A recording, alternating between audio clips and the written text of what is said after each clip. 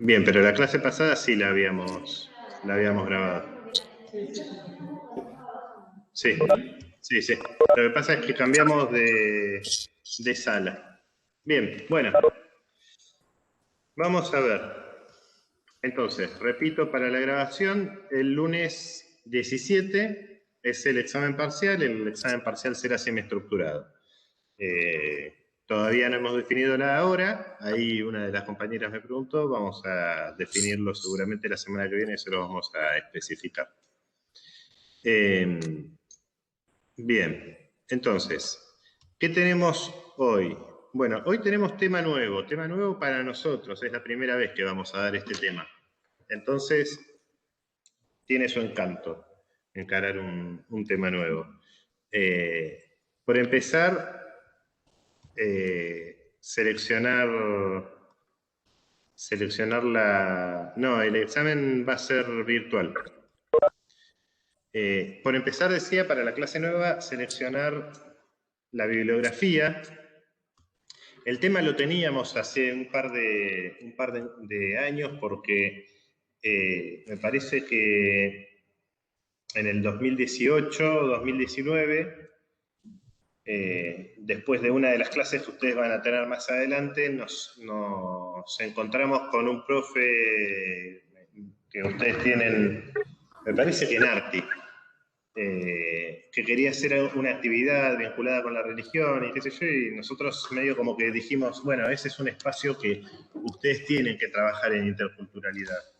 Y además porque la religión incide en dos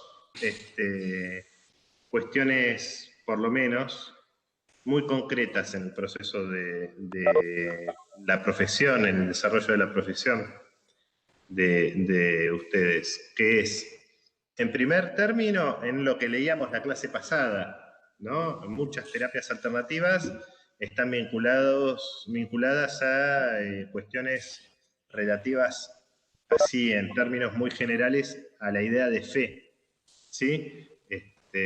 Y todos sabemos que, por ejemplo, una forma de complementar, es decir, para pensar en terapias complementarias, una forma de complementar ciertos tratamientos se vinculan con santos, bendiciones, pastores, curas, sí, rituales de distinto tipo.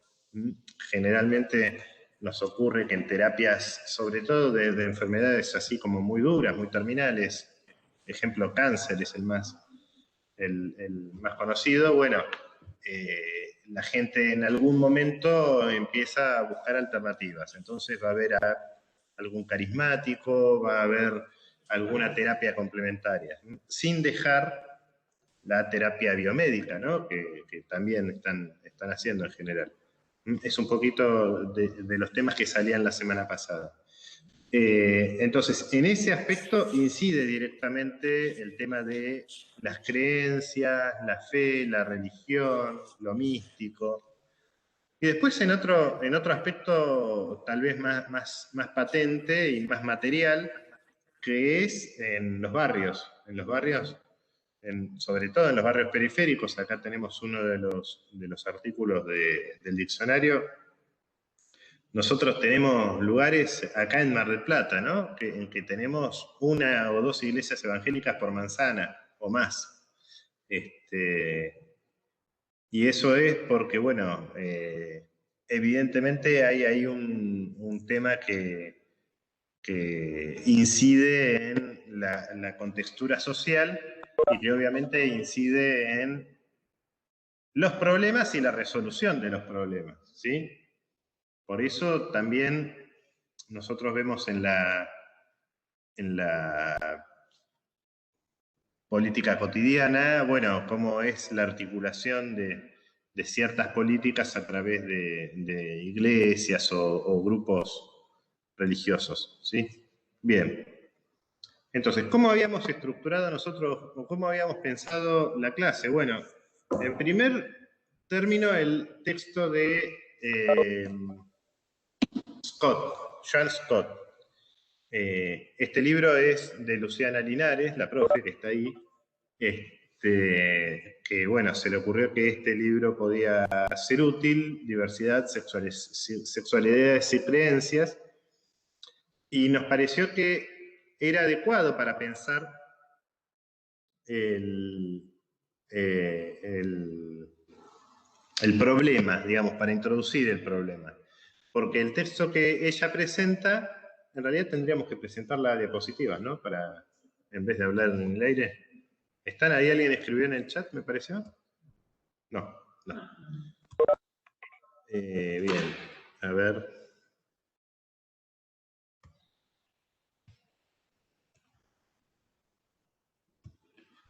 Ya que tenemos diapositivas.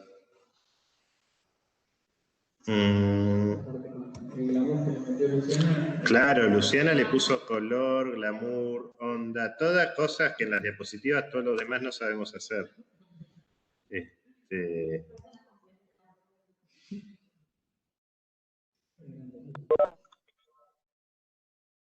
Pestaña sería esta. ¿Ya está? ¿Ya se ve? Bien. Bueno, fíjense, chicos, el glamour que le puso la doctora Linares. ¿Y cómo se pone para ver presentación? Ver, presentar. Bien. Bueno, religión, religiosidades y creencias. Es el título de la clase. Bueno, entonces, ¿qué nos interesaba? Como introducción del problema en el texto de Joan Scott. Joan Scott tiene una característica, ella es historiadora, y como todos ustedes saben, los historiadores son gente muy buena, muy inteligente, muy perspicaz, escribe muy bien, ella, no todos los historiadores, yo conozco a más de uno que no. Pero bueno, ella es historiadora y tiene una larga trayectoria haciendo historia de las mujeres, ¿sí? De hecho, nosotros lo trabajamos en historiografía, es decir, los chicos ven el problema de historia de las mujeres a través de Joan Scott. Bueno, y en este texto que tenía Luciana, nosotros pensamos, bueno, trabajar esto desde el feminismo nos permite hablar de un tema particular, que es el feminismo, lo suficientemente amplio como para hacer una analogía con la humanidad, ¿no? Entonces, ¿cuáles son los problemas? Digamos, lo primero que dice Scott es que el feminismo es producto y crítica a la modernidad. ¿Sí? Es producto de la modernidad y es una forma de criticar las características de la modernidad, ¿no? Cómo se configura ese mundo a partir de la modernidad. ¿Y cómo se configura ese mundo? Bueno, obviamente a través de la conformación de estados nacionales. ¿Se acuerdan en la clase pasada? No, la anterior hablábamos de eso. Y un proceso de secularización, ¿no? ¿Por qué? Porque una de las características de la modernidad es el racionalismo, y el racionalismo, a pesar de que el pobre Descartes, de lo único, aparte de que piensa, ¿no? Descartes decía, pienso, luego existo, y de lo único otro, de lo que estaba convencido, además de que existía, era de la existencia de Dios, ¿no?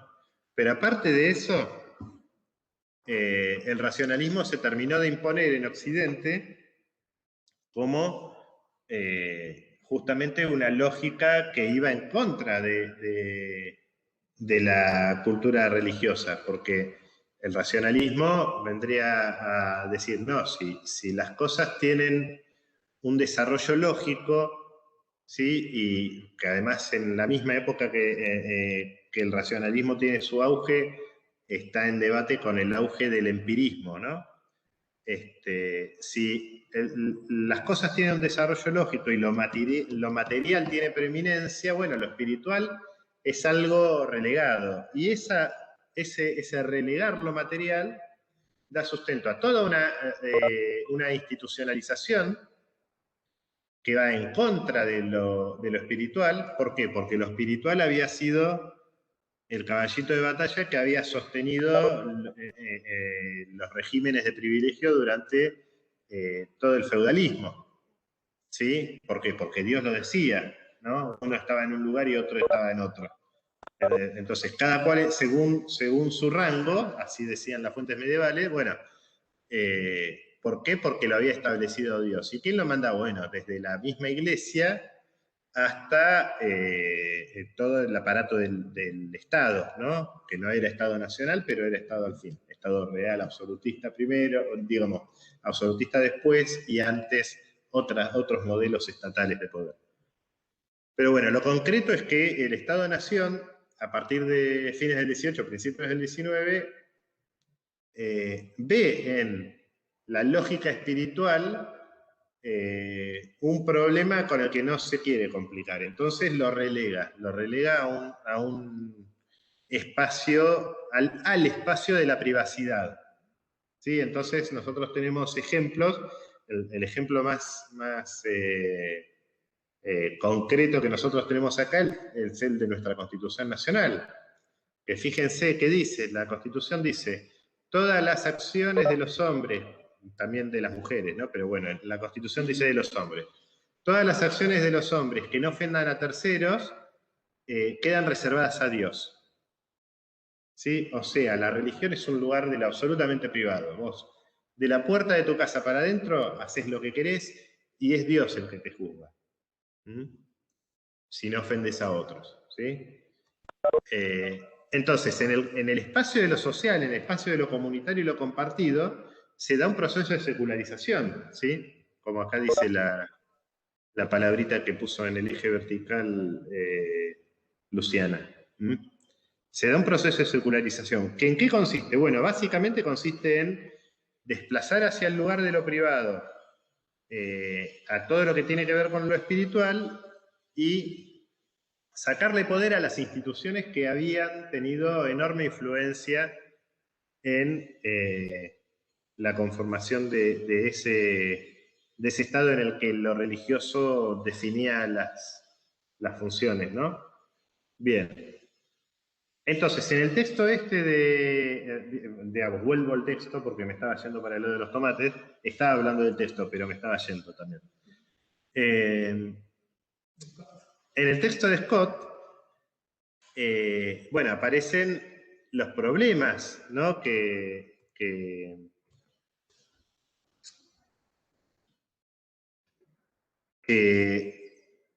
se dan a partir de las distintas críticas que tiene esa situación.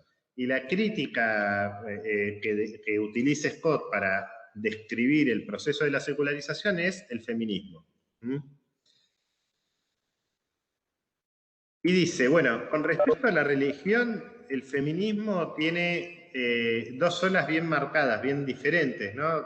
que marcaba la primera ola del feminismo, la del feminismo de las sufragistas, ¿sí? Que si tenemos acá chicas bien comprometidas con el feminismo, deben haber visto alguna de las múltiples películas y o series que hay sobre el proceso de expansión del sufragio o de lucha por expansión del sufragio, sobre todo en Estados Unidos y en Inglaterra, que se dio entre fines del 19 y principios del 20.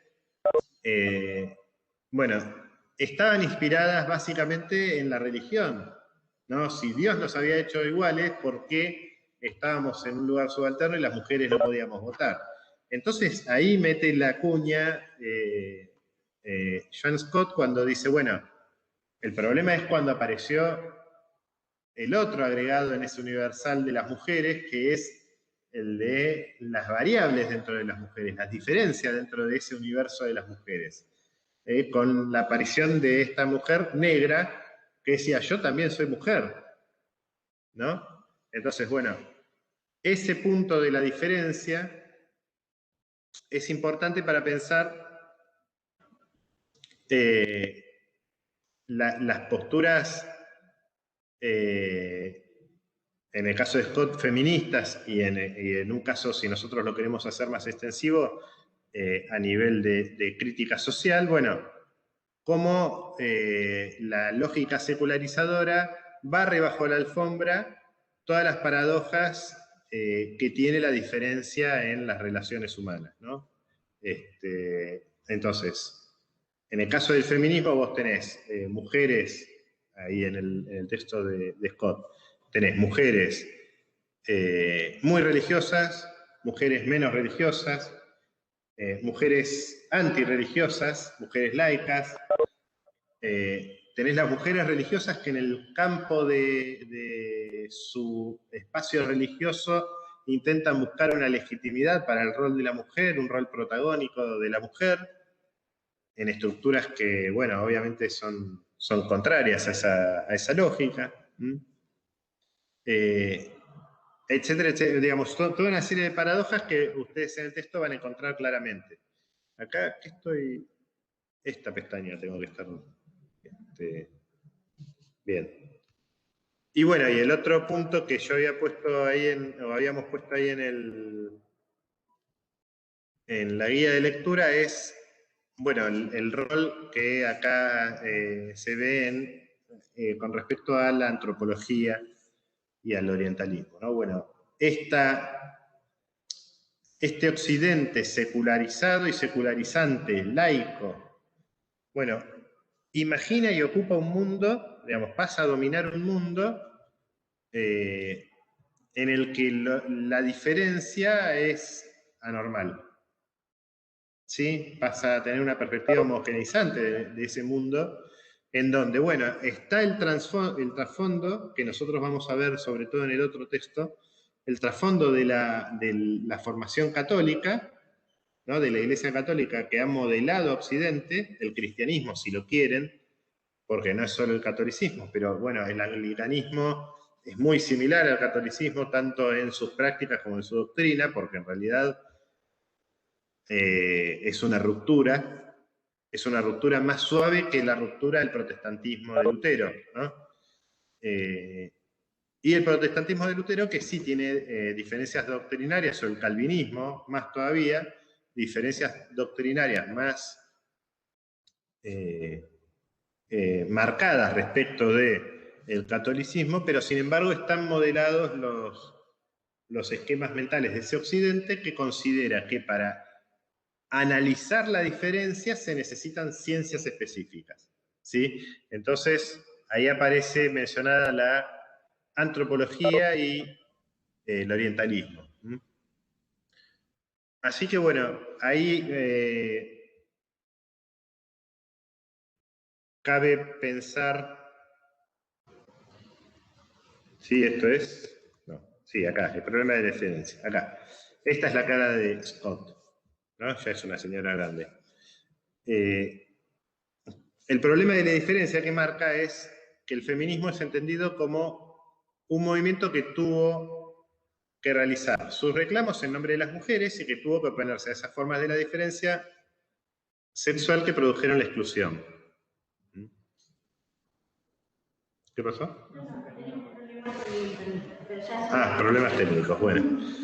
Y obviamente esa construcción, ¿no? de las diferencias, por un lado, de una sociedad que establece diferencias, que establece una exclusión de un gran grupo, digamos, de la mitad de la humanidad, que es la feminidad, y que a su vez genera diferencias y distintos lugares, una suerte de taxonomía de exclusiones, o palimpsesto de exclusiones en el terreno de lo femenino y de lo feminista concretamente, es una construcción histórica, es una construcción social, digamos, a través del tiempo. Esto está, a ver, voy a... No, está bien. No es solo una diferencia biológica. O no es para nada una diferencia biológica, diría, sino es una construcción social.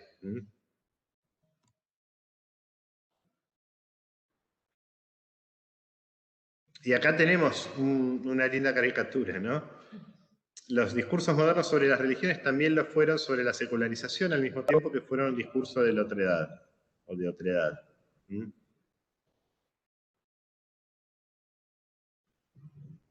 Bueno, y nosotros vamos a ver un poquito más adelante en la cursada el problema del cuerpo, de la incidencia en los cuerpos, ¿no? De este proceso de secularización, ¿no?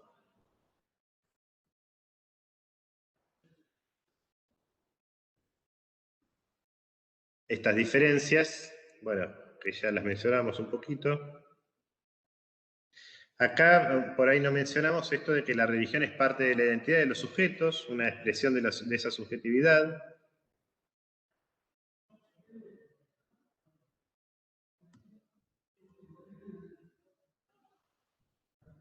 Y acá pasamos al otro texto, al texto de Cipriani. No sé si me ven o no me ven, pero muestro el libro. Acá en este manual, creo que estaba puesto también el índice o parte del índice. ¿Estaba completo? Bien, bueno, entonces ustedes tienen el índice ahí para ver todos los pensadores que han trabajado sobre el tema de la religión. Hay uno que yo no encontré el material en un punteo, pero me hubiera gustado compartirlo con ustedes porque aparece también en ciertas perspectivas, ¿vieron esas explicaciones simplificadas que la gente usa en el discurso cotidiano y dice, bueno, esto es por esto, Estados Unidos, América del Norte funciona tan eficientemente porque son protestantes? Bueno, eso está medianamente desarrollado en un texto muy lindo de Max Weber, que se llama El espíritu, ¿cómo se llama?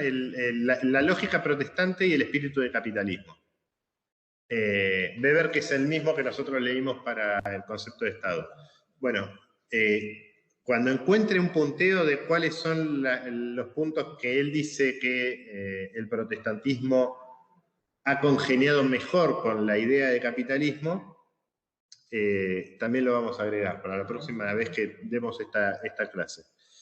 Pero bueno, Weber está en este manual como tantos otros pensadores que trabajaron la religión. Entonces, dice, bueno,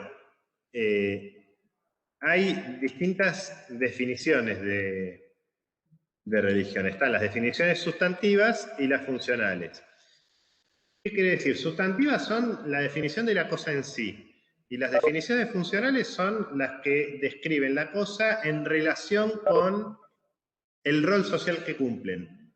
¿Sí? No la cosa en sí, o sí la cosa en sí también, pero sobre todo lo que se ocupa la explicación funcional es ver cómo funciona, digamos, o cómo se relaciona esa cosa con el resto de las cosas. ¿Sí?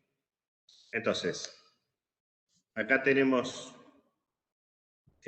a Durkheim, que dice religión como sistema solidario de creencias y prácticas relativas a las entidades sacras que unen en una misma comunidad moral a la que adhieren. Que unen a los grupos sociales, sería, en una misma comunidad moral a la que adhieren, ¿no? Me acordé del Sacro Imperio Romano. Claro, sí. Bueno, ahora vamos, pero aunque si no nos vamos. Weber las define como una ética económica de las religiones, sistema de reglamentaciones de vida, acciones de carácter mundano, realizarlas para que todo salga bien, dimensión religiosa y terrenal, una religiosidad colectiva, regulación de las relaciones con lo sobrenatural. Concretamente,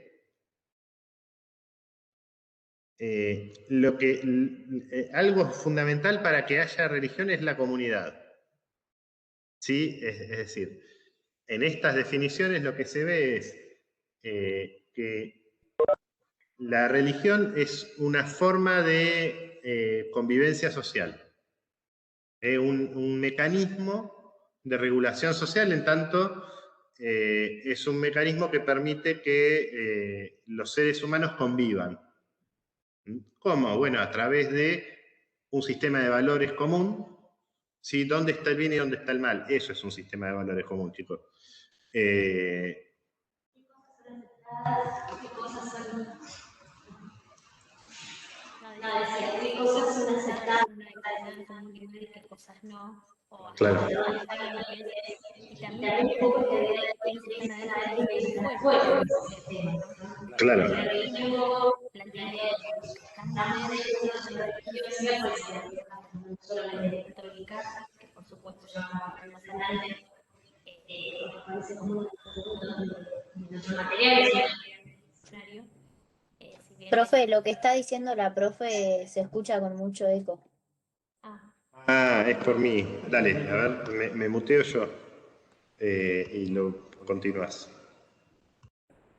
Gracias. No, es cortito. Lo que iba a decir es que lo que decía es esta cuestión de que esto de tener una serie de valores en común también dentro de determinadas comunidades diferencia quiénes están adentro y quiénes están afuera, ¿no? Como que un poco la mirada religiosa, la cuestión de pertenecer a una misma comunidad moral, como dice Durkheim, tiene que ver con esto, ¿no? O sea, es un poco separatista por ahí, ¿no? Pero están los de adentro y los de afuera, los que participamos o compartimos un mismo sistema de valores y los que no. Lo que no significa estar enemistados, ¿eh? No estoy hablando de una cuestión de pelea, pero sí de que quienes están dentro de esas mismas, quienes pertenecen a esa comunidad, comparten ciertas ideas.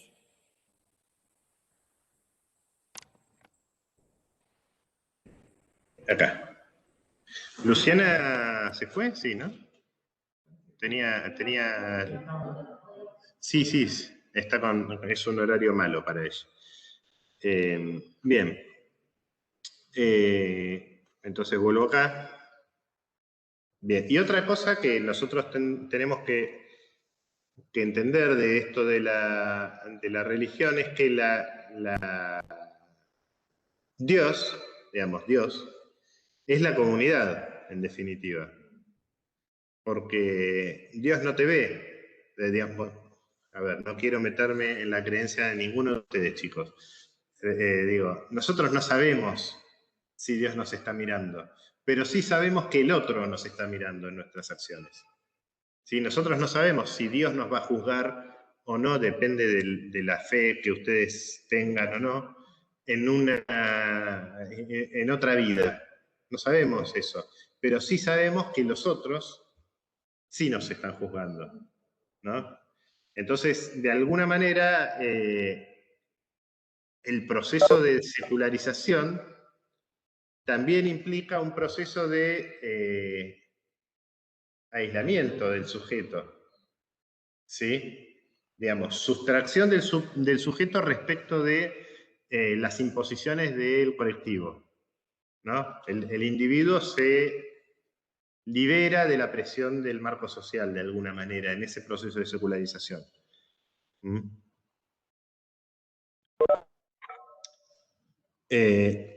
Bien, bueno, un poquito acá también están enumerados estas otras definiciones funcionales. Luckmann es muy famoso porque tiene un libro que ustedes deben haber leído, me parece que en PIAS, y si no en Psico, que es el de Berger y Luckmann, que es famosísimo, es de la década del 70, que es sociología de... no. ¿El Power después lo Sí. pueden subir? Sí, nosotros lo subimos a Power después. ¿Quién dijo que lo tenemos? ¿Lo tienen? Sí, En Candela. psicología el año pasado, los fundamentos de la vida cotidiana, el que leímos.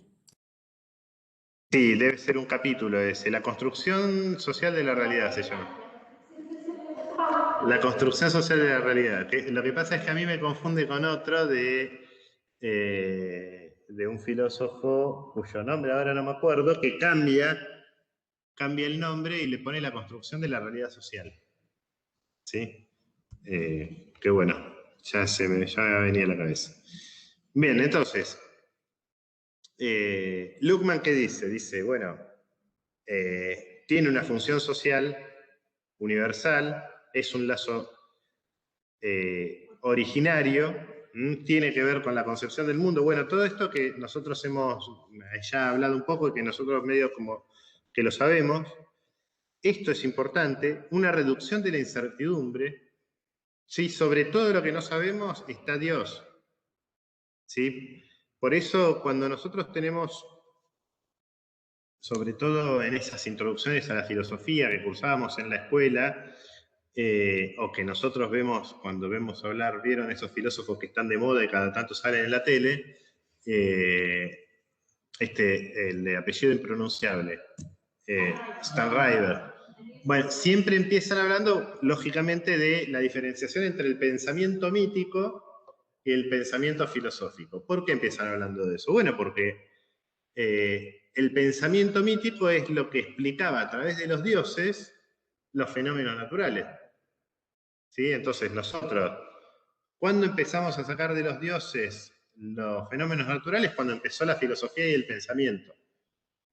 Entonces, la erupción volcánica ya no fue un dios que te está castigando y te manda bolas de fuego, sino que es un fenómeno geológico que tiene que ver con algunos volcanes activos y otros no. Yo qué sé, algún geólogo en la sala para explicarlo mejor. Bueno, no. Sigamos entonces. Pero bueno, lo concreto es que limita la incertidumbre la religión. ¿Están escribiendo algo? Bien, y genera un sistema. Y después está esta otra definición, la que propone Cipriani. Sí, ¿no? Que dice, bueno, tenemos que ir hacia una definición más abarcadora, ¿no? Polivalente. Es esto de hacer operativa la experiencia humana, o dice una referencia metaempírica, ¿no? Que es pensar, bueno, empírica, ¿por qué? Porque tiene que ver con la experiencia. Bueno, ¿cómo se tolera la experiencia humana? ¿No? ¿Cómo se sistematiza? De alguna manera lo que termina diciendo Cipriani es que la religión es una forma de darle sentido a la existencia. Y que de alguna manera pensar un mundo sin religión es pensar una vida sin sentido. Que no es poco. Digo, para pensar en ese proceso de secularización. Bueno, si vos no tenés nada más allá, ¿qué haces acá? ¿No? No sé cómo se relaciona cada uno de ustedes con la fe o con la religión. Bueno, es un tema, es un tema además delicado. Entonces, también era uno de los problemas que nosotros teníamos al pensar esta clase, ¿no? Sí, dale. Cuando dice Carlos que es un tema delicado, también es importante pensar que cualquier profesional de la salud, obviamente, se van a encontrar y lo van a ver a diario en sus trabajos, y sea cual sea la especialidad que lleven adelante, siempre la presencia de las creencias, los sujetos a los que atiendan van a ser importantes y van, de algún modo van a estar presentes. No quiero decir interferir, me salía la palabra interferir, pero no es exactamente, sino que van a estar presentes en ese vínculo profesional que tengan con los sujetos. Siempre planteamos que no es que solamente, hace un ratito Carlos hablaba de esta situación de que, por ejemplo, en los barrios, sobre todo en los barrios más periféricos, encontramos mucha cantidad de instituciones religiosas que dan unas cuantas respuestas a las personas en su cotidianidad, ¿no? Pero más allá de eso, independientemente de que quizás no van a ser el día de mañana médicos que trabajen en atención primaria en un centro de salud de un barrio, pueden llegar a trabajar como no sé, vamos a pensar en, no sé, cirujanos, un neurocirujano, un cirujano cardiovascular, una especialidad que tenga que ver con una intervención como más delicada en cuanto a la intervención en sí, me refiero, no sobre el cuerpo de la persona, y es muy probable que la persona con la que en ese momento trabajen o a la que tengan que asistir, les plantee cuestiones que para esa persona son importantes justamente en el aspecto de sus creencias, de lo que significa, ¿no? Para sus creencias. Se me viene a la mente tratando de hacer como un poco también de de ampliar la cuestión a las clases anteriores. Acuérdense el material sobre bajo qué lente se juzga la cultura, que es de la primera clase, si no me equivoco, la clase en la que hablábamos sobre las definiciones de cultura y sobre el etnocentrismo y el relativismo cultural, la primera o la segunda clase. Fíjense cómo frente a una situación, es un poco lo que les estoy contando ahora, frente a una situación de un niño que tenía que ser intervenido, qué peso tenían las creencias religiosas de esa comunidad, ¿no? Simplemente como para ir pensando que, digo, capaz que en una de esas, como esta clase, tal como dice Carlos, era difícil pensarla.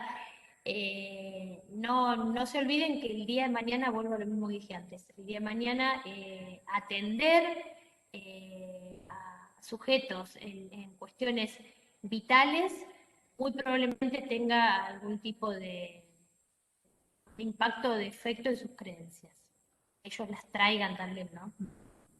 Sus consultas. ¿Querés trabajar sobre...?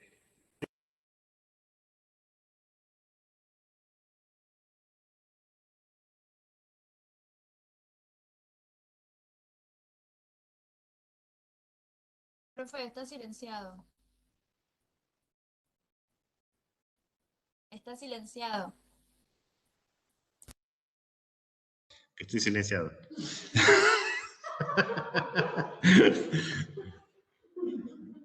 Nosotros no pasamos vergüenza con estas cosas, ya mira, nosotros nos reímos de nosotros mismos.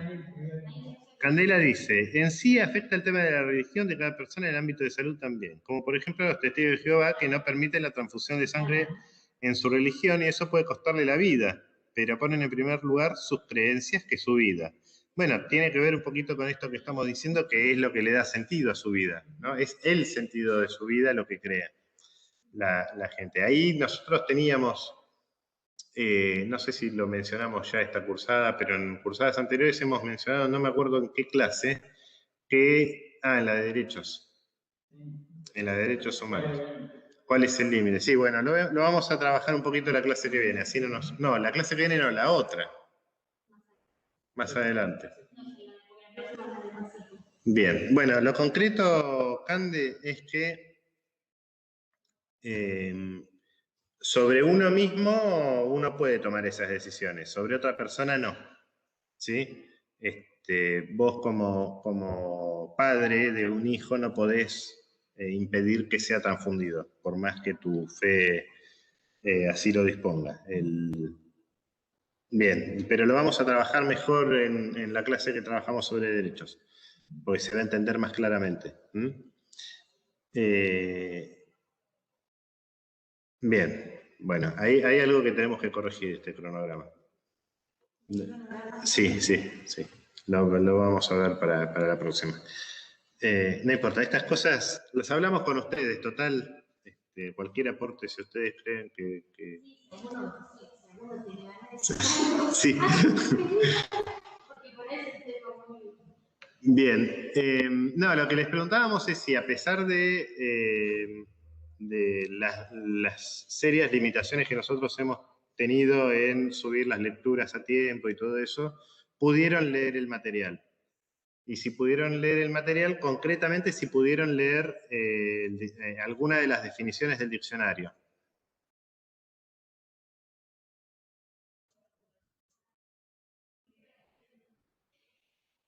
De a uno, por favor, que si no... Yo, profe, sí. no lo llegué a leer, o sea, leí los otros dos porque eran más cortos. Vale, perdón, ¿no? Iba a leer ese ahora después de la clase. Pero igual ahí estaba viendo que subiera la guía de lectura, hay que leer solo los títulos que están marcados acá. Sí. Listo. En realidad están solo esos títulos. Lo que pasa es que en algunas lecturas aparece el final de una definición e inmediatamente Sí. Nos reímos de un chiste que escribió Eva acá en el chat. E inmediatamente aparece la definición que no usamos, ¿sí? Aparece, no me acuerdo, lo del Papa Francisco. No es que nosotros hablamos del Papa Francisco, pero justo en la hoja anterior termina la copia del término anterior. Me parece que era New Age, no. Claro. Sí, New Age. Bueno, ¿y alguien leyó eso? ¿Algo de eso?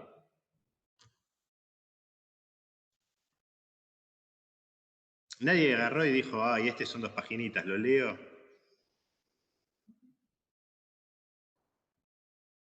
Bueno, les conviene leerlos igual. Sí, dale. ¿Paso las diapos? No. ¿Tenés diapos de...? Sí, pasa.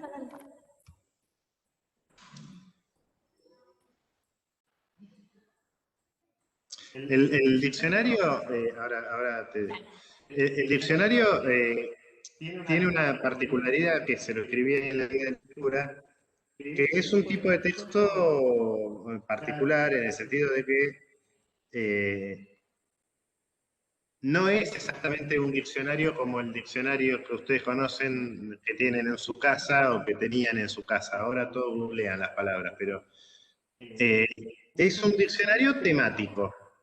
¿Sí? Entonces, aborda toda una serie de problemas desde la perspectiva religiosa. Y para América Latina. Entonces, bueno, primero que es una obra monumental, tiene como 600, 700 páginas, ¿no? Sí, 700 páginas casi. Y segundo, que nosotros hicimos una selección para que involucre, primero, la comprensión del problema y que privilegie lo que tiene que ver con la salud. Entonces, ahora van algunas diapositivas sobre este tema, ¿sí? Sobre los conceptos que van apareciendo. Bueno, justo les iba a decir lo mismo que le acaba de decir Carlos, que la manera en que lo tienen que leer, imagínense que como justamente es un diccionario, van a encontrar que cada uno de los apartados habla sobre un tema en particular relacionado con la religión. Por ejemplo, en este caso, acá hay un apartado que habla sobre la diversidad religiosa.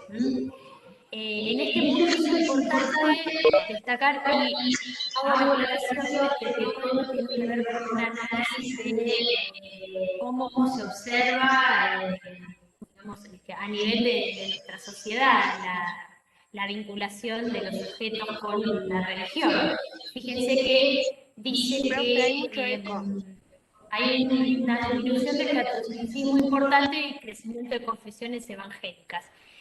Digamos como que no podemos negar que en cierta medida un país como Argentina tiene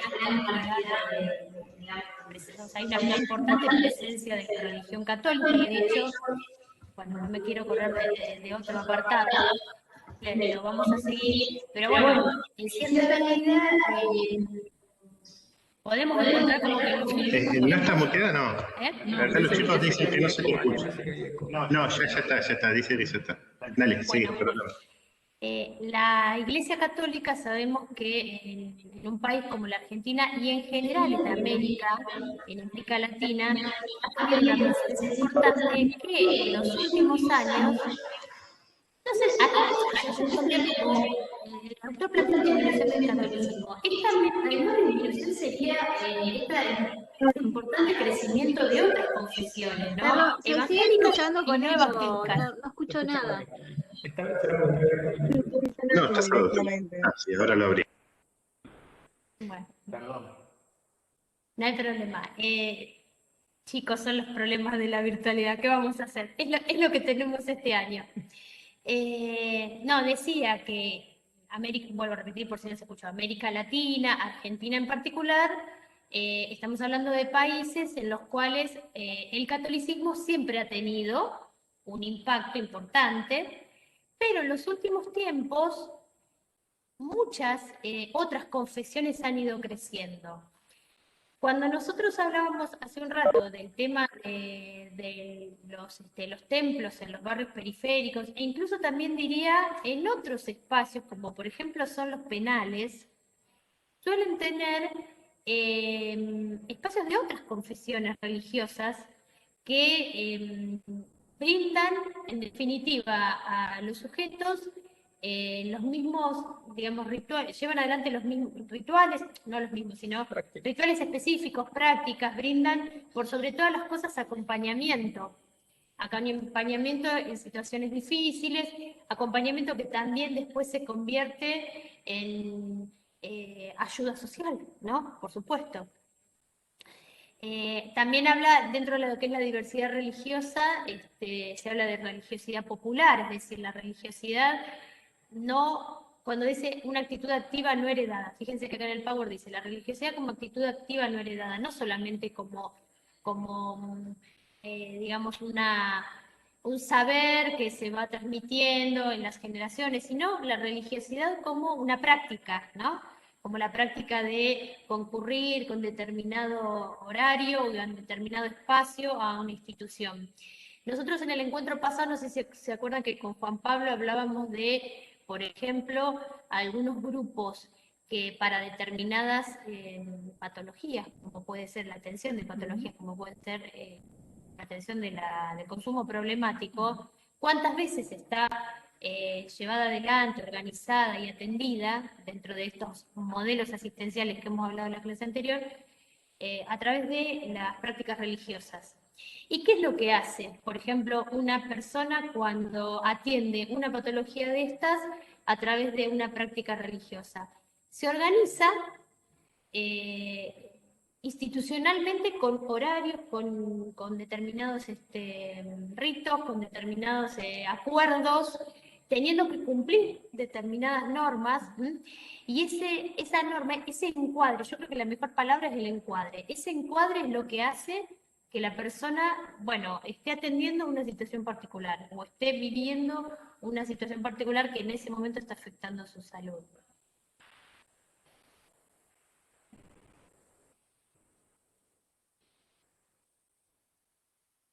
Bueno, acá tenemos un tema que, bueno, obviamente era el que yo quería llegar. Por eso me la puse a buscar. Vos interrumpime. No podemos negar que las iglesias, no solamente la iglesia católica, porque en parte también la evangélica, no vamos a, por supuesto que la iglesia católica fue fundante en esto, pero las iglesias han sido, digamos, las instituciones dentro de nuestra sociedad que han estado más en tensión con lo que son los derechos sexuales y reproductivos, ¿no? Acá, como bien dice al principio, hay un gran vínculo entre sexualidad, política y religión.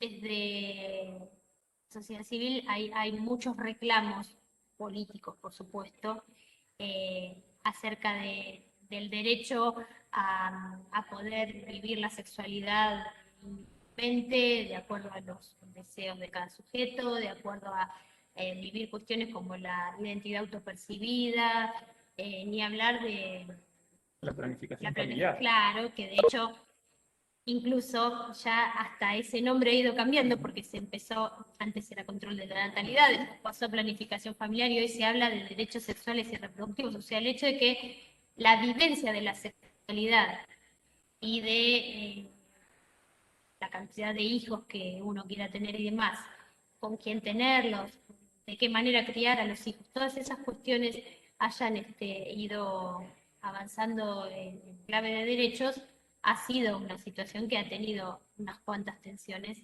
con las iglesias, ¿no? Con el espacio de la iglesia. Dale.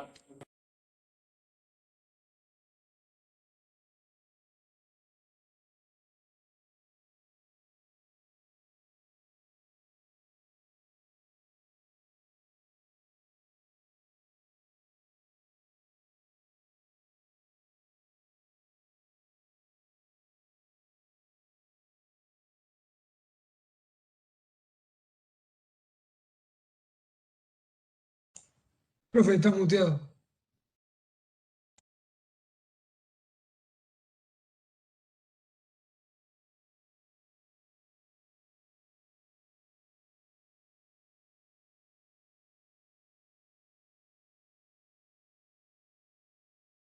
Seguís con el micrófono apagado, profe.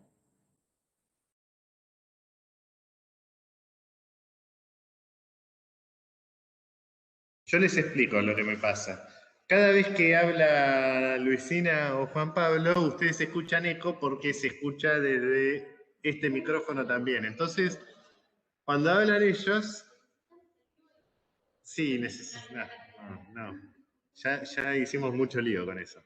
Entonces, cuando hablan ellos, yo apago el micrófono y cuando quiero intervenir, intervengo como un bombiván, acá sin planificación, y no abro el micrófono. Bueno, entonces decía que en otro de los puntos, en este de laicidad en Econosur, se menciona este último inciso, que es laicización por democratización de derechos, no confrontación con poder religioso.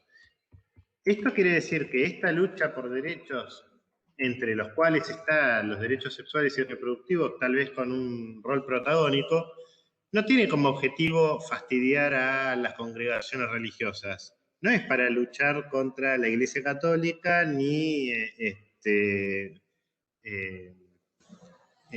sentir que los evangelistas piensen que nosotros estamos del lado del demonio, sino que tiene que ver con un problema jurídico de democratización en una etapa, en un marco casi le diría mundial, ¿no? de democratización que se dio desde los 80, 90 en adelante, de redemocratización, ¿sí? Entonces, esto que estaba describiendo Luisina se enmarca ahí, se enmarca en ese proceso. Y se Paso de Diego. se enmarca en el hecho de que justamente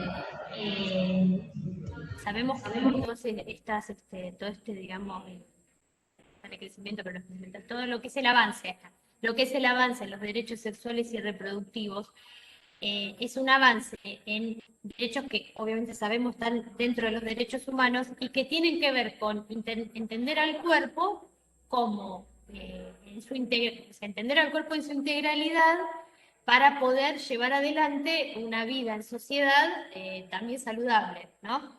Entonces, desde ese punto de vista, bueno, ha sido, digamos, han sido temas que no los podemos correr de lo que es la referencia de lo religioso. No nos olvidemos también que, más allá de que hoy por hoy sabemos que, por dar un ejemplo, se aprobó la ley del aborto, existe lo que se llama la interrupción voluntaria del embarazo, pero está incluido, y de hecho fue uno de los grandes últimos debates de la ley, una de las cosas como que eran más difíciles de resolver, el tema de la objeción de conciencia de algunos médicos frente a la posibilidad de garantizar o no una interrupción voluntaria del embarazo, y si un médico por razones religiosas decide que no quiere, que no puede acompañar a alguien, tiene todo el derecho del mundo a hacerlo. Más allá de eso, o sea, quiero decir que no hay acá una cuestión de respeto o no respeto, sino que, bueno, es importante tener en cuenta las tensiones, nada más, eso es la tema. Es importante tener en cuenta las tensiones. Se escuchaba mucho. Se escuchaba mucho ruido, ¿no? Sí. Bien, catolicismo en Argentina. Bueno, esta era la parte que por ahí la venía pensando al principio porque cuando abran el material del diccionario, el primer apartado es catolicismo en Argentina. Bueno, estamos hablando de que, fíjense que cuando yo leí esto me acordaba de cuando dice que está relacionado con el hogar, con el disciplinamiento social, Dios, patria, hogar. Estos suelen ser son como tres, ¿cómo se les podría decir? ¿Qué serían Dios, patria, hogar? Son tres máximas. Es como el gran lema. Está bien, pero que son máximas, el lema a la derecha, ahí está. No sabía cómo definirlos a los tres. Pensaba en las Fuerzas Armadas, pensaba en algunos otros espacios, como, bueno, movimientos scout, qué sé yo, ¿no? Cuestiones espacios en los que sabemos que la Iglesia Católica ha tenido influencia en lo que es a nivel social, ¿no es cierto? Sabemos que, bueno, se considera que es una una institución que tiene, una de las instituciones, creo yo, con mayor preeminencia a nivel social, también porque tiene financiamiento del Estado, tiene una serie de instituciones que llevan adelante muchos procesos dentro de la sociedad. Tengamos en cuenta que es una organización social que tiene una presencia histórica importante en nuestro país y en América Latina. Sabemos que hay incluso muchos espacios, como dijimos anteriormente, de ayuda, de Cáritas, hay, bueno, por supuesto, colegios. Hay una nota al pie, que no sé si está en este apartado o en otro de los que tienen los Sí. chicos, en el que están enumerados. En el primer apartado, que es el de catolicismo Claro. en Argentina, están enumerados un censo con la cantidad de parroquias, hogares, también están escuelas y radios comunitarias. Sí, sí. Es una presencia importante. No, incluso pensemos, siempre yo trato de pensarlo por el lado de los espacios de salud. En los hospitales, en las clínicas, en todos los lugares suele haber algún espacio así como de ritual, ¿no? Un espacio de tipo una ermita, ¿no? Donde puede la gente ir a hacer sus oraciones teniendo, habiendo atravesado por ese espacio y por la atención de su salud. Bueno, esto de que la modernidad religiosa quebró el monopolio católico tiene que ver con lo que hablábamos antes de la diversidad. Eso está vinculado. Sí, el tema, quiero aclarar una cosa. Los conceptos van y vienen. Sí, nosotros acá los tenemos enumerados por orden alfabético, como un diccionario, por orden de aparición, pero en realidad van y vienen, se superponen, y a veces incluso tienen conceptos contradictorios porque son distintos autores los que ponen cada una de las entradas, ¿sí? Bueno, en una parte de la Convención Americana de Derechos Humanos, al principio les podía sonar raro que la introducción a esto nombrara la Convención Americana de Derechos Humanos, pero bueno, esto está nombrado desde el lugar del marco normativo, ya que se plantea que los sujetos tenemos derecho a la Se libertad escucha mal. religiosa y se engloba en esta frase que No escucha dice bien. los padres educan a sus hijos de acuerdo a sus propias convicciones. Es decir, desde este lugar también los padres tienen que tener, por ejemplo, derecho, esto yo algunas veces lo he escuchado, tienen que tener derecho a poder contar con escuelas en las cuales poder llevar a sus hijos, en las que se les enseñe, se les transmitan los valores religiosos que profesan. En las católicas no, también hay escuelas de otros credos, ¿no es cierto?, que no sea el católico. También el Estado debe garantizar, su mención positiva debe garantizar el acceso, ¿no? El derecho a la libertad de culto. A la libertad de culto. Bueno. ¿Vos? No, sí. No digo porque me lindas. Bueno,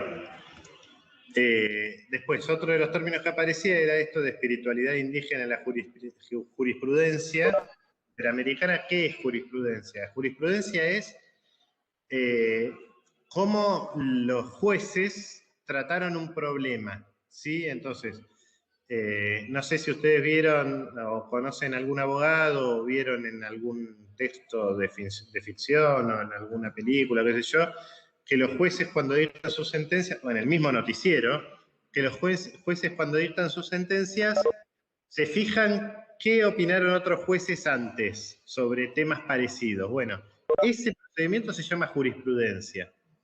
Entonces, bueno, una de las cosas que aparecía acá en las definiciones es que había una paradoja, que era que la jurisprudencia, obviamente la judicatura interamericana ha sido pensada en términos occidentales, no en términos aborígenes, ¿sí? Entonces, bueno, de movida se da un desconocimiento de la identidad cultural de los pueblos originarios, pero sin embargo siempre ha sido tan fuerte el problema de la religión que se ha interpretado la religión de los pueblos originarios como un problema atendible desde el punto de vista de la jurisprudencia. Entonces, bueno, los casos que presenta son todos casos en los que se pregunta, bueno, ¿qué hacer con los muertos? ¿No? Hay una masacre en torno a una comunidad originaria. Bueno, el problema no es solo cómo se castiga a los perpetradores de la masacre, sino cómo se garantiza el respeto a esos muertos a través del adecuado rito funerario acorde al el espacio cultural de origen, ¿no? Entonces, bueno, aparecen dentro de la jurisprudencia interamericana conceptos como que hay una unidad de género humano entre los vivos y los muertos, ¿no? Hay una solidaridad entre los muertos hacia los vivos, ¿no? Que en cualquier caso siempre tiene que prevalecer el derecho a la verdad y esa verdad en respeto a los muertos, ¿no? Cuando vos querés saber, digamos, cuando ocurren estos episodios, ¿qué pasa, chicos? Acá hay algo y no quiero sonar muy proselitista, pero cuando hay situaciones como las que ocurren en la zona sur cordillerana argentina, que hay sectores vinculados con la identidad de los pueblos originarios que tienen ciertos reclamos, la forma de expresión de esos reclamos nunca llega a las grandes ciudades. Nosotros no nos enteramos, pero están todo el tiempo luchando por sostener su identidad y por sostener sus derechos, sus pautas culturales y su derecho a la religión. Y esas prácticas, digamos, esas reivindicaciones permanentes están en permanente represión. Están siendo reprimidas permanentemente por el Estado, por los estados nacionales, los estados provinciales. En el sur patagónico está del lado argentino reprimen los estados nacionales y los estados provinciales, y en el lado chileno también, ¿no? Son departamentales la configuración, no tienen autonomía los departamentos. Pero bueno, y eso no sale en los noticieros, no nos enteramos de eso, ¿no? Entonces, cuando hay procesos de esos que a veces terminan con muertos, lo que procura la jurisprudencia interamericana es que los muertos sean entregados a los parientes, porque si no los parientes también son víctimas al no poder desarrollar el rito culturalmente adecuado para esa persona, ¿no? Y después otro tema que aparecía, bueno, la paz no debiera ser un privilegio de los muertos. Es fantástico ese argumento. También la jurisprudencia interamericana acepta que el concepto de los pueblos aborígenes con la tierra no es de propiedad, ¿no? Que eso es un concepto difícil de entender para nosotros, porque la propiedad privada en el sentido individual que nosotros tenemos tan habituados no existe prácticamente, existe la propiedad comunal, y eso es porque existe este lazo espiritual con la propiedad, ¿no? O con la tierra.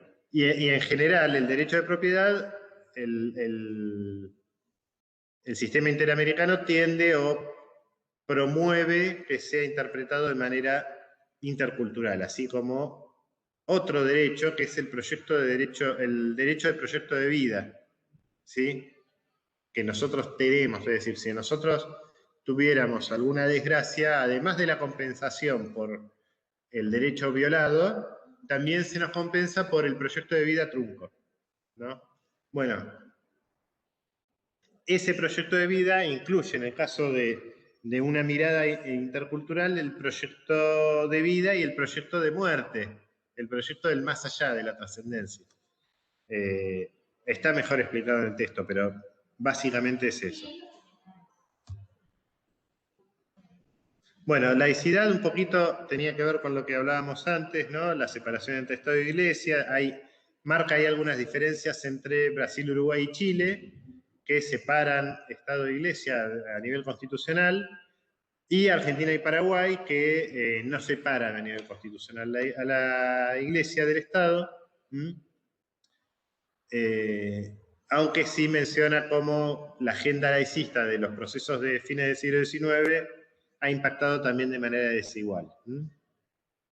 Y bueno, menciona como elementos importantes en la situación de la laicidad o del laicismo en el Cono Sur, el pluralismo religioso, es decir, la pérdida del monopolio por parte de un actor, de un jugador importante o fundamental, como era la Iglesia Católica, y la consecuente pluralización de opciones confesionales, también tiende a desgastar un poco el concepto de lo espiritual y tiende a la laicidad, a la secularización.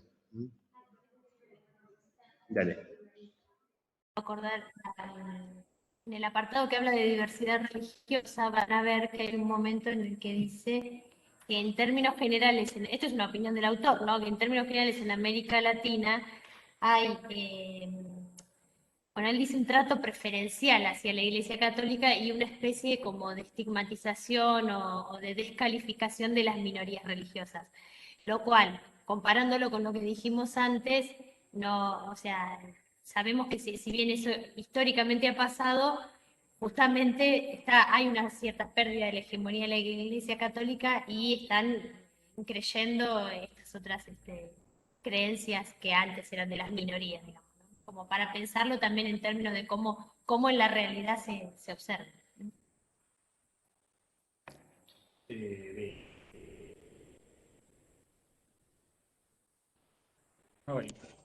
Bueno, pero lo rijo.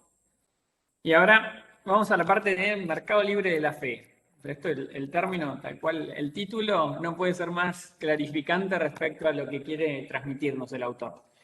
Acá nosotros lo que vemos es que de estas minorías que bien Lucina comentaba anteriormente, hay de cada una de estas, o sea, si las tomamos como alternativas religiosas, lo podemos interpretar también de manera microeconómica. Microeconómica es haciendo un análisis sobre cada una de estas unidades, ¿sí? El micro justamente es la unidad más pequeña que nosotros podemos tomar para analizar en este sentido qué operatoria tiene y qué forma en sí tiene de transmitir justamente la fe y los procesos para poder lograr consolidarse. Acá nosotros empezamos a ver que estas alternativas religiosas empiezan a configurar justamente un mercado en el que empieza justamente a haber una competencia por o sea, quién logra justamente transmitir esa fe y de qué manera logra convencer al otro, ¿sí? De que este camino que intentamos hacerle llevar es quizá el más conveniente en cuanto a, como siempre nosotros decimos, ¿no? Si estamos hablando de modelos, a la solución que puede llegar a lograr a través de transitar un camino determinado. Entonces acá empezamos a ver cuestiones vinculadas con lo que es la mercantilización, ¿no? De estas alternativas religiosas. El ver cómo convencer, cómo atraer, cómo captar grupos y hacerlo, o sea, siempre pensándolo en esta lógica de mercado, de manera desde la persuasión, ¿no? Cómo tratar de persuadir a un grupo de personas para que logren justamente ser incluidos dentro de una de estas alternativas religiosas. Acá, como vemos, es un sometimiento, ¿no? De estas religiones a las reglas de mercado, que si bien, como vimos antes, fue diferente el proceso en los países de América del Sur, no fue lo mismo en Brasil que lo que sucedió en Argentina, en el cual quizá la Iglesia Católica logró tener una connivencia y logró poder desarrollarse a la par del Estado y en algún sentido también con el Estado garantizándole justamente ciertas reglas de juego como para que pueda seguir operando, que en este caso después se junta un poco con el término de monopolio, ¿no? Porque en la Argentina quizá la Iglesia Católica logró consolidarse a partir de tener ciertas, justamente cuando fue en los gobiernos militares, bueno, a partir de que la Iglesia jugaba un rol social importante en lo que era el ordenamiento, ¿sí? de la sociedad y en el decir qué era lo correcto y lo incorrecto, Y en este sentido fue perdiendo, obviamente que fue perdiendo fuerza esto, pero fue mucho más fuerte, ¿sí?, la convivencia entre gobiernos militares y dictaduras e Iglesia Católica que lo fue en Brasil o en otros países de Latinoamérica. Entonces acá lo que vemos es este sometimiento a estas reglas de mercado, ¿sí? ¿Y qué empezamos a ver? Que hay distintas estrategias, o sea que estas alternativas religiosas empiezan a competir por cómo tratan de lograr justamente captar un mayor número de adeptos hacia su fe.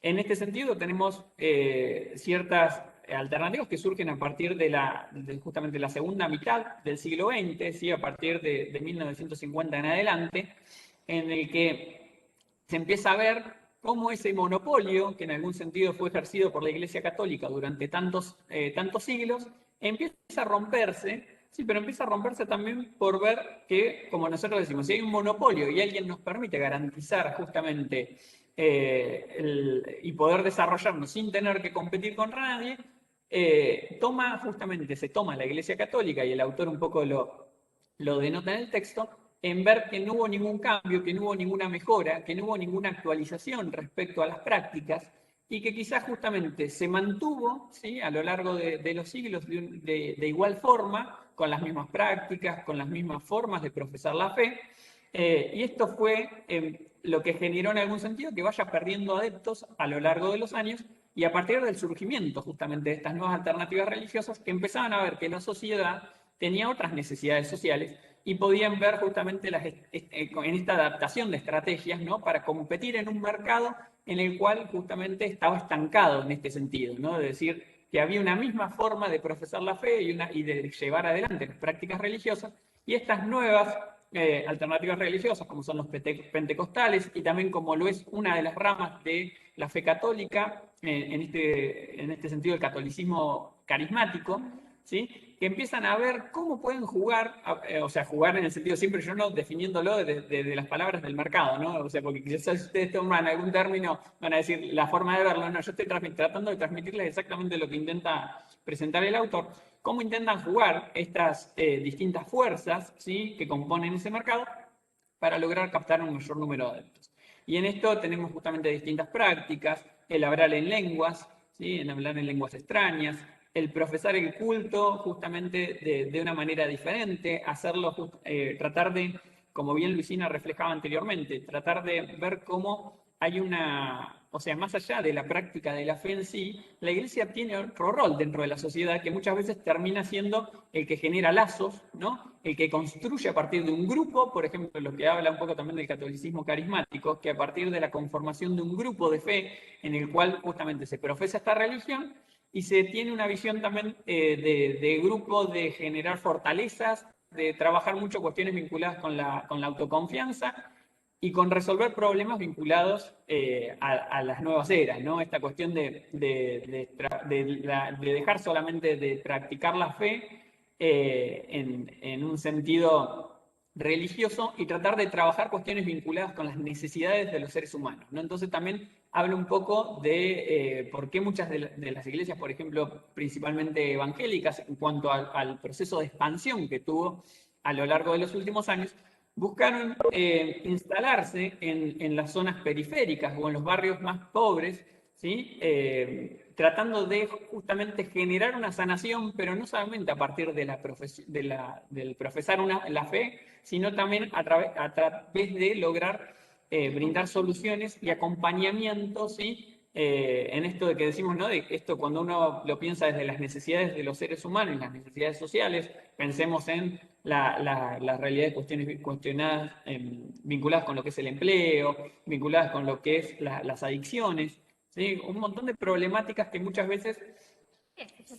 Acceso a la vivienda, espacios recreativos, ¿sí?, distintas cuestiones que muchas veces... y eso yo lo conozco también cercano por ahí porque mi mujer particularmente profesa la fe evangélica, entonces puedo decirlo justamente al ver un poco cómo se da la construcción, ¿no?, de esto, en el sentido del tratar de generar lazos, de generar vínculos y de crear también un afuera y adentro, como bien Lucina decía antes también, ¿no? Esto de decir, bueno, ¿por qué justamente una persona, si vamos a ver con quién debe juntarse, vincularse, con quién, entonces la institución en algún sentido trata de generar justamente esta visión, ¿no? Del decir, bueno, ¿qué es lo bueno? Vincularse obviamente con personas que están hacia adentro de estas creencias religiosas, de estas prácticas religiosas, y no contra alguien que esté justamente fuera del sistema o que descrea totalmente.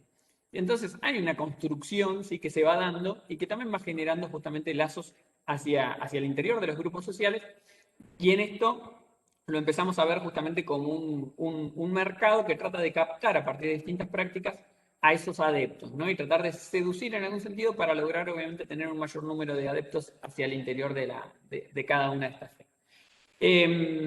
Acá vemos también la cuestión vinculada con la curación, dice curación por la fe como base del crecimiento y la competencia, ¿sí? O sea, las distintas prácticas y cómo tratan, como nosotros hablábamos antes de los modelos, ¿no?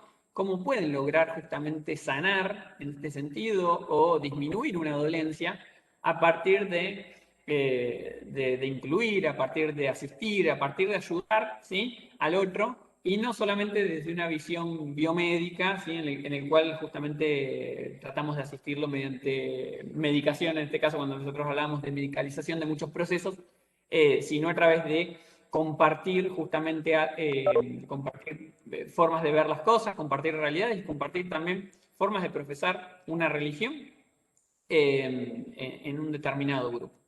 Y esta tensión, como les decía, en monopolio-competencia, ¿no? ¿Por qué pudo la Iglesia Católica garantizar justamente este crecimiento y este estado de desarrollo a lo largo de los siglos? Y cómo esto se puso en tensión y se rompió un poco justamente hacia mitad del siglo XX con la aparición de nuevas alternativas religiosas que vienen a romper un poco con estas prácticas, con estas formas de profesar la fe, y le agregan un montón de otras cuestiones vinculadas con la resolución de problemas, con la aceptación justamente del otro, que también porque nosotros ahí veíamos un poco también en el texto la cuestión a veces de a quién incluye y quién no la Iglesia Católica, esta cuestión también de si se incluye a todos o no. Entonces el resto de las alternativas religiosas empiezan a visualizar esto y empiezan a tomarlo como una estrategia para poder implementar y garantizar su crecimiento a lo largo de los años. ¿Por qué? Es decir, justamente la Iglesia Católica fue perdiendo adeptos a lo largo de las últimas décadas y el resto de las alternativas religiosas empezó a tener un crecimiento sostenido. Y nosotros el video no se lo subimos, ¿no? El video que vos nos pasaste, que habla un poco de las alternativas religiosas. No, está buenísimo. Tenemos un video explicativo que está muy bueno porque habla un poco de esto, ¿no? De cómo estos nuevos espacios lograron garantizar el crecimiento a lo largo de los años a partir de entender cuáles son las necesidades de las personas y cómo garantizar una solución a esas necesidades o problemáticas de determinados grupos. Y la Iglesia Católica quizás se quedó estancada en esta visión, ¿no? Y por cuestiones vinculadas obviamente con garantizar su sostenibilidad a partir de quizá el Estado, principalmente, y a partir de no innovar en las prácticas, fue perdiendo adeptos en este sentido. Yo lo primero que pensé es que todo lo bueno que tiene Juan Pablo para decir que la mujer es evangelista, y justo lo dijo explicando cómo los evangelistas tienden a casarse entre ellos. Básicamente dijo eso. ¿Y cómo lo aceptaron a él? Y en ese porque él sentido, es muy ¿cómo me bueno. aceptaron a mí? Él es muy bueno. Tiene mucho para dar. Es el más bueno de todos. Bueno, Pero si fuera desde una visión crítica, yo estaría en el afuera. Si yo hubiera estado en Brasil y justamente la familia de mi mujer hubiera estado en ese momento como para definir justamente a quién aceptar o a quién no, yo hubiera estado afuera, en este mercado, ¿no? En esta cuestión a veces de ver. Entonces, por eso a mí me llama mucho la atención, o sea, es decir, al leer estos textos me rompen mucho con todo lo que fue mi experiencia de vida de los últimos años. sí, y un poquito lo que decía Juan Pablo con respecto a esto, bueno, los que no están incluidos en un espacio consolidado como es la Iglesia Católica son recogidos por los demás, ¿no?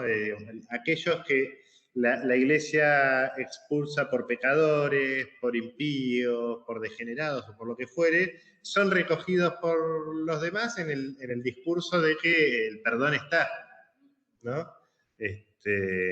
Bueno, es que es una estrategia muy propia de todos los espacios que trabajan en comunidad, ¿no? Bueno, New Age, a ver, hay algo que es, ¿por qué no subí el video? El video es un informe de RT, del canal ruso, ¿sí? De noticias, que es sobre la incidencia de los grupos evangélicos en la política, sobre todo brasileña, desarrolla. Bueno, y más allá de que a mí me parece que es de excelente calidad y qué sé yo, nosotros siempre tenemos así la idea de intentar ofender lo menos posible a la gente. Más allá de que hacemos chistes pavotes y todo eso, no es con ánimo ofensivo, así que no se ofendan. Pero aparte de eso, lo que puede pasar es que la periodista tiene un tono un poco crítico, no lo desarrolla en todo su esplendor, pero tiene un perfil un poco crítico sobre el fenómeno, un sesgo, entonces es mejor no, digamos, evitar eso, ¿no? En cambio, las lecturas que nosotros trabajamos acá son lecturas más tirando a científicas, ¿no? Entonces, se ve bien cómo el contrapeso de los argumentos, digamos, nosotros podemos interpretar que los autores piensan tal o cual cosa, pero no se nota mucho en el texto si algo les parece demasiado malo o muy poco malo. Bien. Esto del New Age es un buen ejemplo de eso, porque está definido en términos conceptuales qué es New Age, y dice, es una red de movimientos en búsqueda de la recuperación de una espiritualidad íntima y experiencial en armonía con la naturaleza, ¿no? Y después aparecen otras formas de explicación que también incluyen una mirada conceptual, ¿no? Por ejemplo, esto que pusimos acá de eclecticismo o sincretismo en movimiento, es decir, el New Age toma cuestiones vinculadas con la experiencia espiritual desde distintas fuentes. Puede haber fuentes cristianas, puede haber fuentes budistas, puede haber fuentes hindúes, y así. Yo creo, no sé cómo está con el New Age ahora la juventud, pero la moda New Age saltó en los 90. ¿Sí? Hay música New Age bien noventosa que es Enya, ¿no? ¿Te acordás de Enya? Acá nos viene, la miro a ella. ¿Qué decís? ¿Te acordás si me mirás a mí? Bueno, porque Juan Pablo es más jovencito. ¿Qué querés? Hay que hacerse cargo. Ese es un pichón, pobrecito. Bueno, que son cuestiones que ocurrían, digamos, se expandieron mucho en los 90. Y como dice el texto también, toma, digamos, son experiencias que se vinculan con lo espiritual, que se depositan en el sujeto, en lo individual, que son eclécticas y que se masificaron a través de los medios de comunicación. ¿Sí? Los hippies también tienen mucha influencia. Dale. Hablando en serio, o sea, también se generaron, de nuevo hablando de adentro y afuera, se generaron muchos grupos, algunos bastante cerrados dentro de lo que son estas espiritualidades New Age. Yo tengo el recuerdo, Alicia, hablando en serio, de los años 90, gente que hacía campamentos, se hacían viajes específicos, a veces asociados a algunas prácticas incluso físicas, no sé, cosas relacionadas quizás con el yoga o con otras, aunque el yoga sea una práctica que todavía es milenaria y tiene que ver con otra tradición de la terapia alternativa, pero digamos como que está en muchos textos aparecía, y otras tantas, ¿no?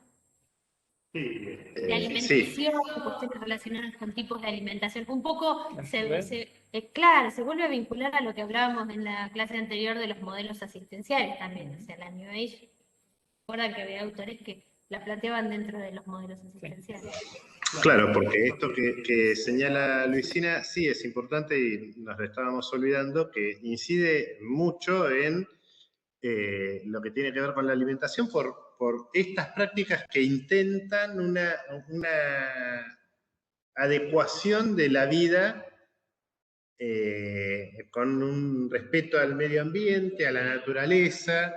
Entonces, una incidencia muy concreta del auge New Age de los 90 es la expansión de ciertas prácticas alimenticias como el veganismo, por ejemplo.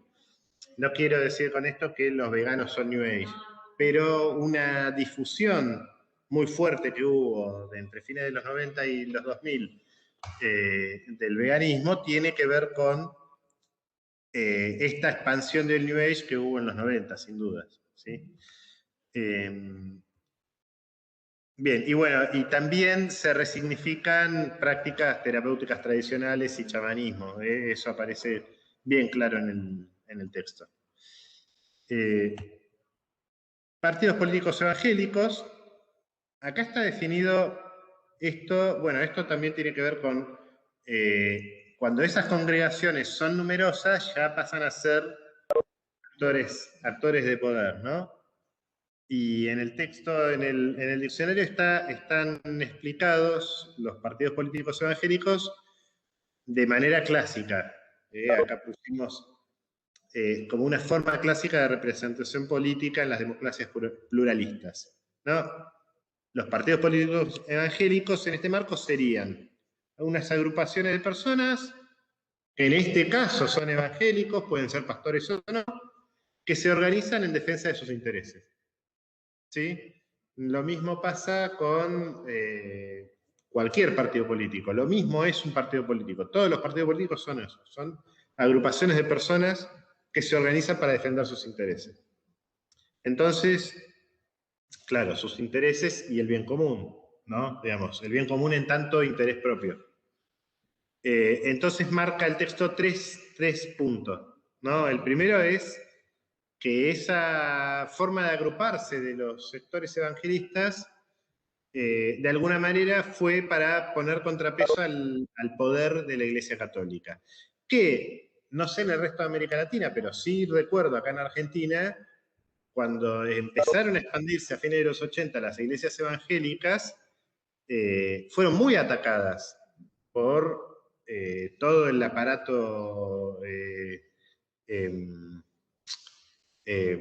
mediático, no, el Estado no tanto, pero sobre todo mediático. Estaba el pastor Jiménez, estaba...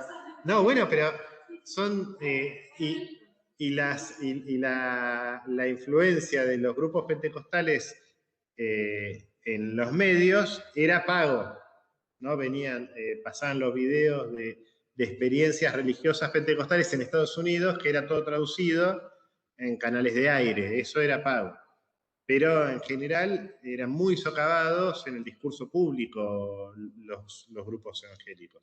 Entonces, en función de protegerse y de ejercer un contrapeso a esos ataques, se generaron estos espacios políticos, ¿no?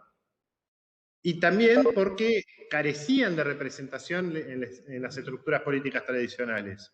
¿Sí? No había partidos políticos que reivindicaran los valores o las propuestas programáticas que podían reivindicar los grupos evangélicos, ¿no?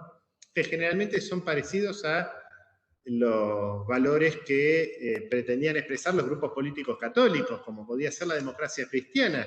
Pero, por ejemplo, en el caso argentino, que hubo un partido demócrata cristiano, nunca sacó más del 3%. ¿Sí? Es decir, los grandes partidos, los partidos de masa, no tuvieron influencia religiosa. Son partidos seculares, partidos laicos. Porque si no, excluyen. ¿Sí? Los partidos generalmente si son de masas, tienden a ser inclusivos. En cambio, los partidos católicos o los evangelistas son exclusivistas por definición, ¿sí? Y son partidos de cuadros. Lo que quieren hacer es influir en funcionarios. No quieren ganar las elecciones. Quieren ser importantes para ejercer alianzas, en la tradición política argentina estoy diciendo, para hacer alianzas y para meter, para influir, para incidir sobre parlamentarios. Pero no para ganar la presidencia de la República, digamos. Y el tercer elemento que llevó a la conformación y al crecimiento de estos partidos políticos evangélicos tiene que ver con las dinámicas propias del campo religioso en términos de la competencia esta que describía Juan Pablo hace un rato.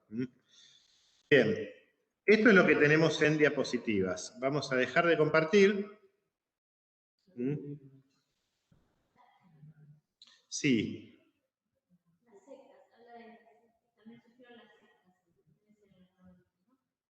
Claro, las sectas, esperen que saco... Ah, sí, sí, sí.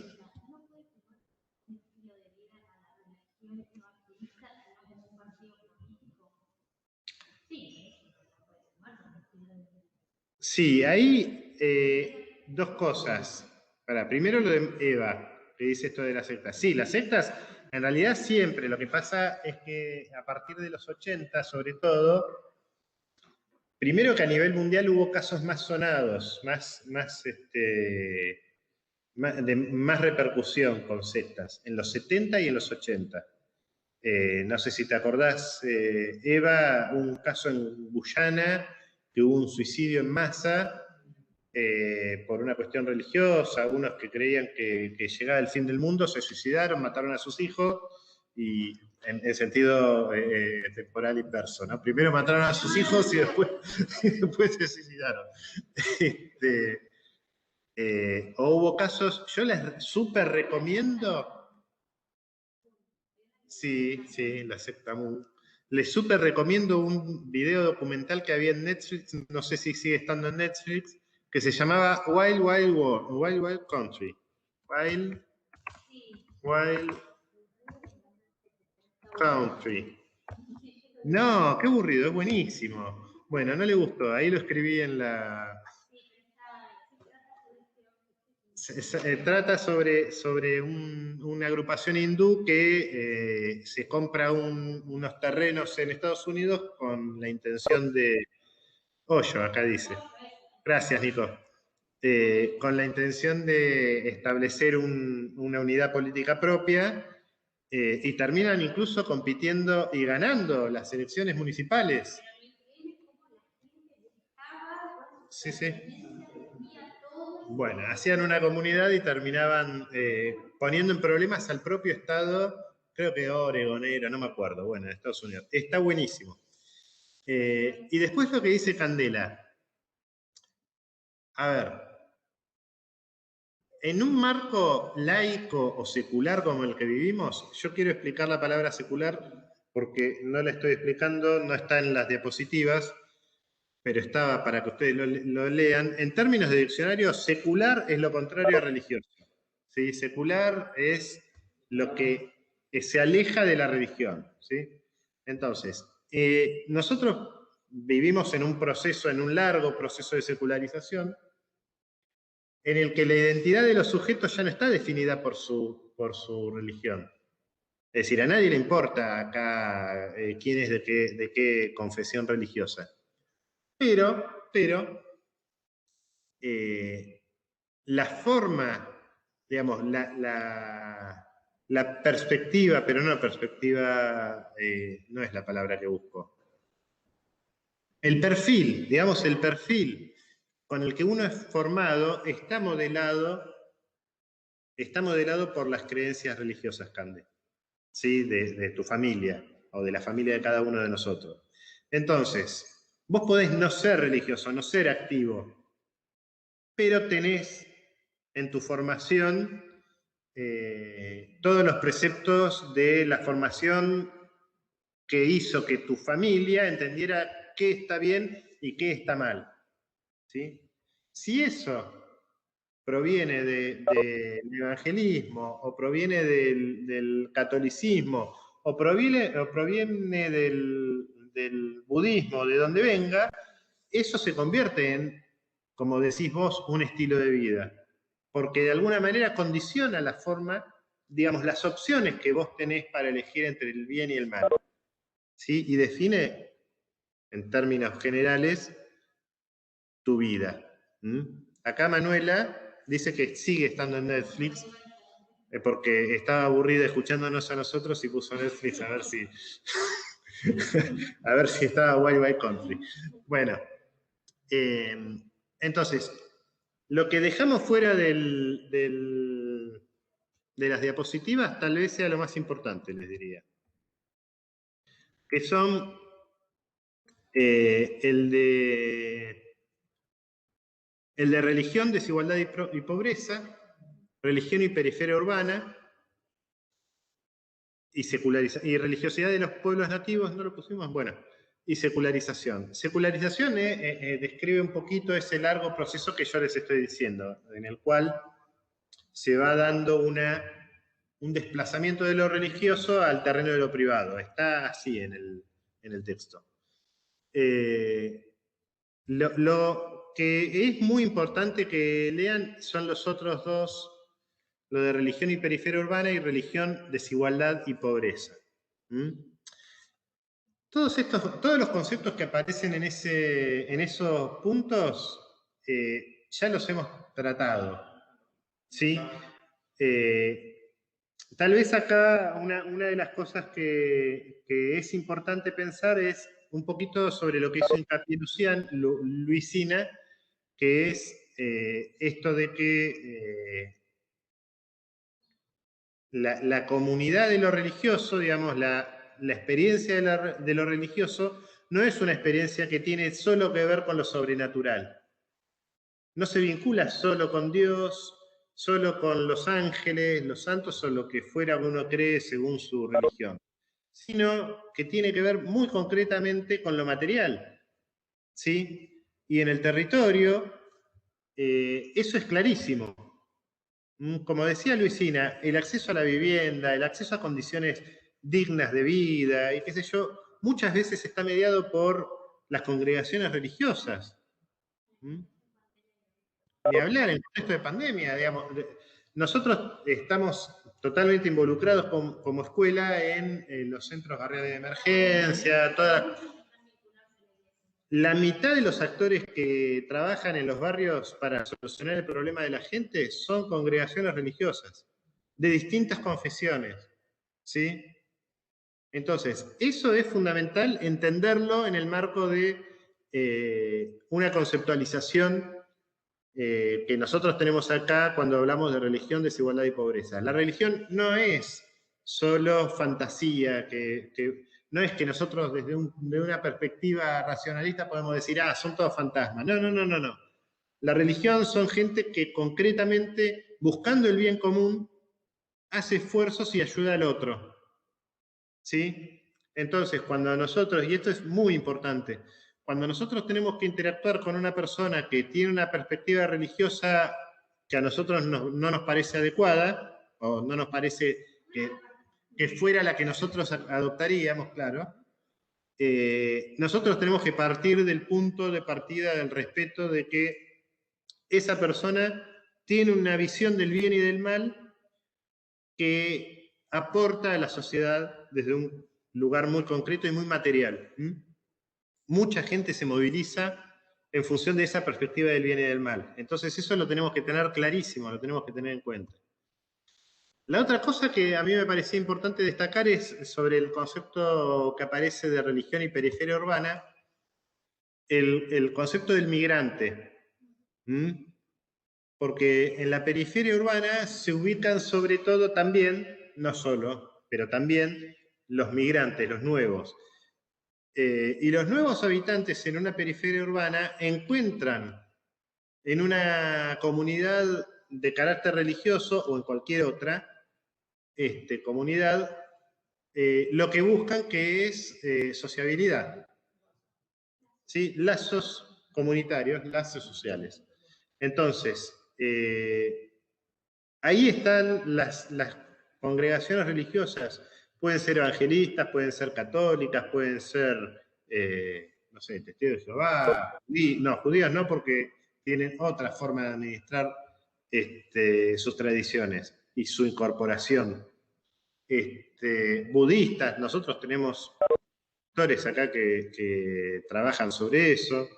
Entonces, pensar que el lugar que nosotros vemos cuando ustedes van a ir a campo, ojalá que se termine pronto esta situación pandémica y ustedes puedan tener la experiencia de ir a campo, que acá Eva, que ha ido a campo, les puede decir que es fantástica. Van a ir a campo, van a ir a los barrios y se van a encontrar en los barrios con muchas iglesias de todo color, ¿sí? Entonces, bueno, esto nos tiene que servir para entender que esas iglesias están ahí porque tienen un rol social. Y tienen ese rol social porque son necesarios y porque los demás actores de la comunidad no están. Entonces ahí están las iglesias, ¿sí? Y yo creo que ya está, ¿no? ¿Algo para agregar por parte de cualquiera, chicos, compañeros, docentes? ¿Preguntas? ¿Estoy muteado? No. 20 minutos muteado, no, chao. Sí, sí. Bueno, si no, nos vemos la clase que viene.